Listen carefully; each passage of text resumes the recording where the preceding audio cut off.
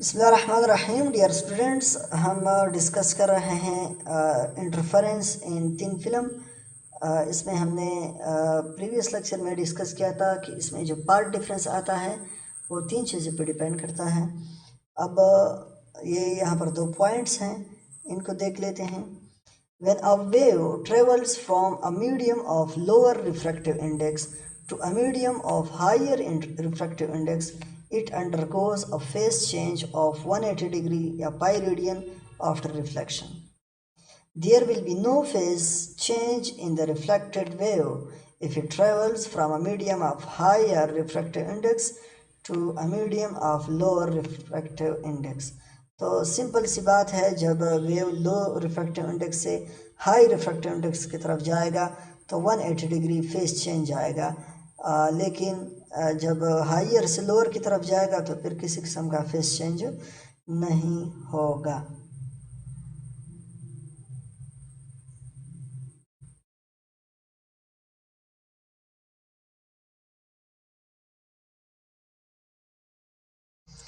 इसके अलावा soap bubbles में आप जो रेनबो इफ़ेक्ट देखते हो या oil film on the surface of water आप देखते हो, तो ये आप लोगों को याद होना चाहिए। एमसीक्यूज़ वो देते हैं कि ये किस चीज़ की वजह से है, तो ये इंटरफेरेंस इन थिन फिल्म फिनोमेना की वजह से शो होता है। ठीक है, सोप बबल्स में जो रेनबो इफ़ेक्ट है और oil film on the surface of water जो शो होता है, ये किस वजह से है? इंटरफेरेंस इन थिन फिल्म। ठीक है, अब माइकलसन्स इंटरफेरोमीटर को हम डिस्कस करते हैं। ये क्या भला है? It is an optical instrument. किस चीज़ के लिए यूज़ होता है? It is use to study the interference of light waves and find its wavelength. Interference of light wave को स्टडी करना और इसके वेवलेंथ फाइंड करना, ये कि कौन से प्रिंसिपल पे काम करता है? हमने दो प्रिंसिपल पढ़े हैं ना। ये दूसरे प्रिंसिपल पे काम करता है, on the division of amplitude usually by partial reflection and transmission of light at the boundary of two media. तो डियर स्टूडेंट्स, ये दूसरा टॉपिक है जो हम इस प्रिंसिपल पे पढ़ रहे हैं। याद रहे प्रीवियस लेक्चर में या उससे भी पहले लेक्चर में मैंने दो प्रिंसिपल्स का जिक्र किया था। एक था डिवीजन ऑफ वेवलेंथ, या दूसरा है डिवीजन ऑफ एम्पलीट्यूड। ठीक है, अच्छा,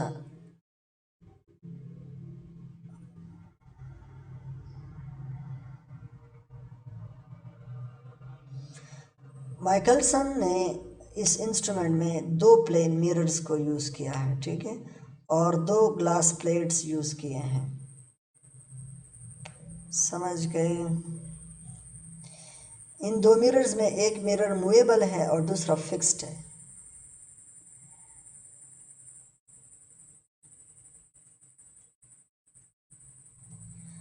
अब माइकलसन इंटरफेरोमीटर में हम कंस्ट्रक्टिव इंटरफेरेंस की बात करेंगे। अब ये कंस्ट्रक्टिव इंटरफेरेंस, ये इसमें जो इंटरफेरेंस है, पहले इसके लिए कंडीशन है। तो पहले कंडीशन आप लोग देख लें, कंडीशन क्या है? If the path difference between the two parts of light is either zero or integral multiple of wavelength, then constructive interference will take place and brightness will be observed. तो इस case में हमारे पास ये formula होगा, d is equal to m lambda, और m की value भी गिवन है। एम अगर आप ज़ीरो पुट करते हो तो ज़ीरो आएगा, 1 पुट करते हो तो 1 लैम्डा आएगा, 2 पुट करते हो तो 2 लैम्डा आएगा।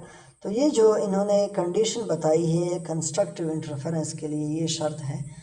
और इसके अलावा इन्होंने डिस्ट्रक्टिव इंटरफेरेंस की कंडीशन बताई है कि अगर ये odd integral multiple of half wavelength हो तो फिर ये डिस्ट्रक्टिव इंटरफेरेंस होगा। और इस केस में हमारे पास ये जनरल फार्मूला है, ये एम की वैल्यू है, इसमें पुट करते जाओ तो आपके पास ये फेज डिफरेंस आता जाएगा। ठीक है,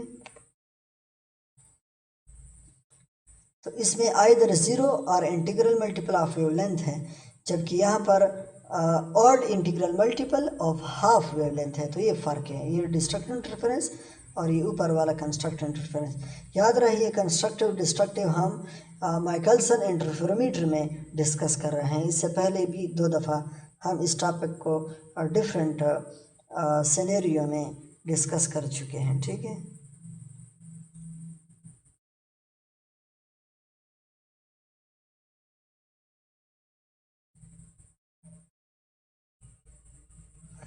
अब अगर हम M1 मिरर को डिस्टेंस λ/4 बैकवर्ड ले जाएं तो जो पाथ डिफरेंस आएगा वो λ/2 के बराबर आएगा और डार्क फ्रिंज जो है वो हम देखेंगे। इस तरह अगर हम इस मिरर को फर्दर मूव थ्रू डिस्टेंस λ/4 तो फिर जो पाथ डिफरेंस होगा वो λ/2 नहीं होगा बल्कि वो लैम्डा होगा और डार्क फ्रिंज की बजाय यहाँ पर अब ब्राइट बैंड आएगा, ठीक है। तो बस यही सिंपल सी बात है कि आप मिरर को λ/4 डिस्टेंस पे मूव करते जाएं, ब्राइट आएगा फिर डार्क आएगा, ब्राइट आएगा फिर डार्क आएगा, तो आपके पास जो इमेज बनेगा वो कुछ इस तरह का होगा, ठीक है। Bright dark bright dark bright dark इस तरह, ठीक है। जब डार्क का केस होगा तो λ/2 जो पाथ डिफरेंस है वो आएगा और जब ब्राइट का केस होगा तो उसमें लैम्डा के बराबर ये पाथ डिफरेंस आएगा। आप लोग यहाँ पर देख भी चुके हैं कि ब्राइट के केस में इस तरह होता है, लैम्डा होता है, 2 लैम्डा होता है, 3 लैम्डा, जबकि डार्क के केस में डिस्ट्रक्टिव इंटरफेरेंस में ये λ/2 होता है, 3 λ/2 होता है, 5 λ/2 होता है, ठीक है। तो ये वेवलेंथ का जो इक्वेशन था ये मैंने आप लोग को बताया। अब वेवलेंथ ऑफ लाइट इसके लिए क्या करना है, तो ये आप लोग इक्वेशन याद रखें, lambda is equal to 2p divide by एम, 2p divide by M.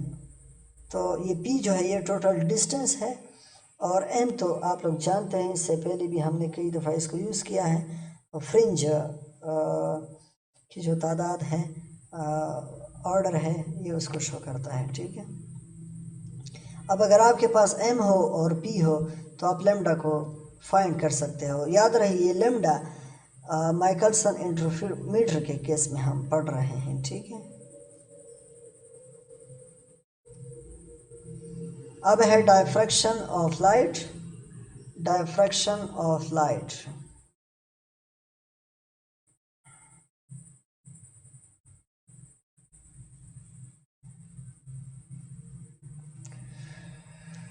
Diffraction of light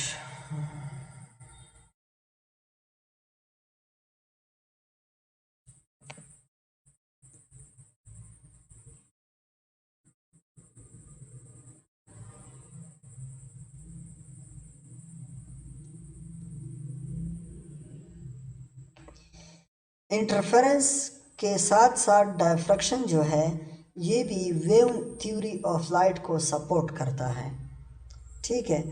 interference process और डायफ्रैक्शन प्रोसेस या फिनोमेना ये दोनों ये शो करता है कि लाइट वेव बिहेवियर शो कर रहा है। यहाँ पर हम डायफ्रैक्शन को डिफ़ाइन कर लेंगे कि डायफ्रैक्शन क्या होता है, ठीक है। और इसके अलावा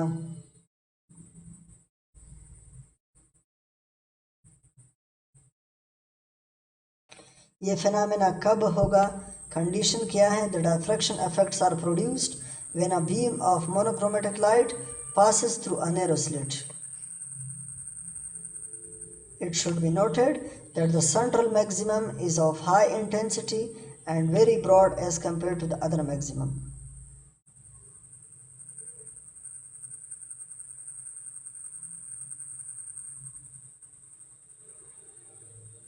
तो बहरहाल ये एक सिंपल सा पॉइंट था। तो यहाँ तक आप लोग इसको देख लें। नेक्स्ट लेक्चर में हम इंशाल्लाह इसको फिर मज़ीद आगे लेकर जाएंगे, ठीक है।